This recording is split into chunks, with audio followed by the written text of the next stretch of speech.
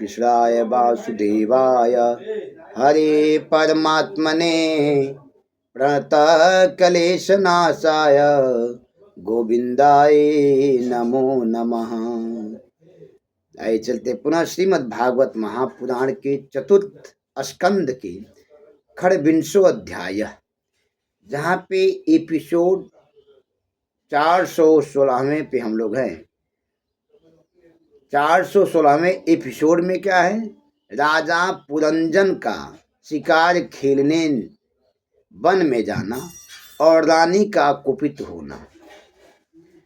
नारद जी कहते, हे राजन, एक दिन राजा पुरंजन अपना धनुष बाण लेकर शीघ्रगामी घोड़े के रथ में बैठकर पंचप्रस्थ नामक वन में गया। एकादश चमुनाथ पंच प्रस्थामगाद्वनम।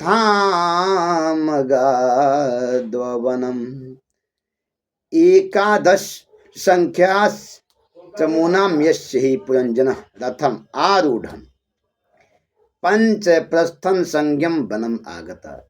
यहाँ रथ का भी वैसा वर्णन है।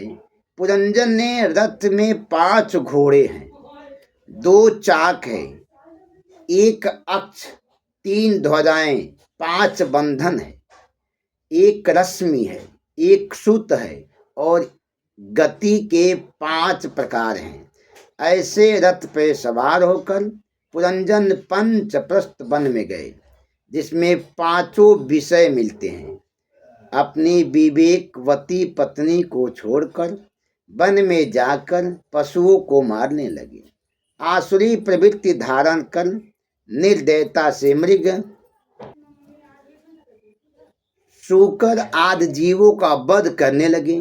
पुरंजन जब शिकार खेल कर घर लौटे तो स्नान ध्यान श्रृंगार करके काम पीड़ित हो रानी को ढूंढने लगे। दासियों ने बताया कि वे रूठ कर बिना स्नान किए तथा बिना श्रृंगार के धरती पर पड़ी है। यह सुनकर पुरंजन बहुत व्याकुल हुए। कामी लोगों की यही दशा होती है। कामारता ही प्रकृति कृपणा। मेघदूत में लिखा है, यह कामियों की प्रवृत्ति कृपण होती है। नारद जी ने कहा, पुरंजन, पत्नी को जमीन पर पड़ी देखकर उसके पैर छूकर उसे गोद में लेकर मनाने लगे।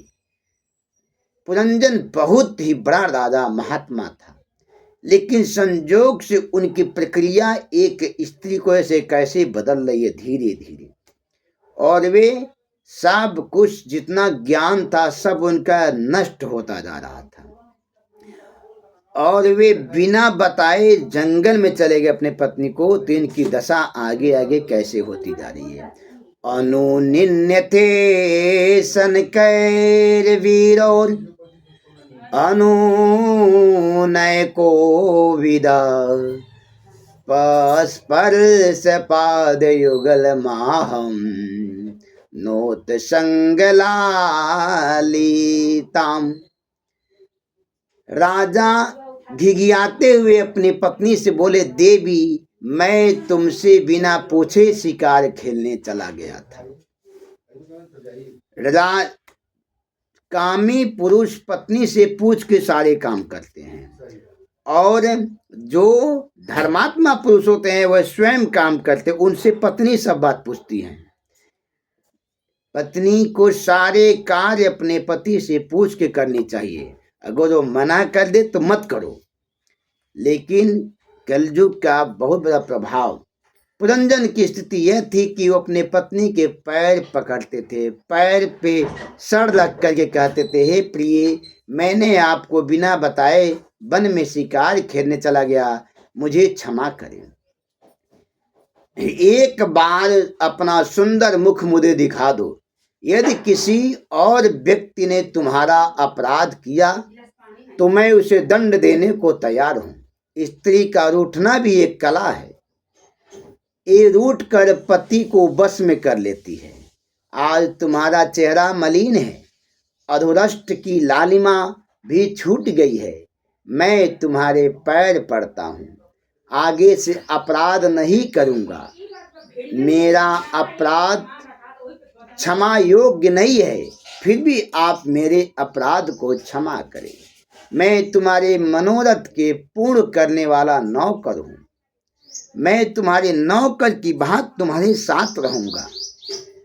मुझे अपना लो और अपनी प्रेम भरी चितवन से मुझे निहार लो। इस प्रकार पुरंजन ने उस कामिनी स्त्री से बार बार प्रार्थना कर रहे थे। पुरंजन का वन में शिकार खेलने जाना रानी के बिना आज्ञा से बहुत बड़ी परिवार में संकट हो गई, क्योंकि पुरंजन एक कामी पुरुष की भांति गिलगिला रहा था और रानी उन्हें देख भी नहीं रही थी। और आगे की कथा आप एपिसोड 417 में पहुंचेंगे, जहां पे आपको मिलेगा पुरंजन पुरी पर चंडबेग की चढ़ाई तथा काल कन्या का चरित्र। वहां पे आपको 417वां एपिसोड बहुत ही लाजवाब मिलेगी। जय श्री राधे, राधे राधे। आप व्यास ज्ञान सरिता से जुड़े रहें। श्री कृष्ण गोविंद हरे मुरारे, हे नाथ नारायण वासुदेव।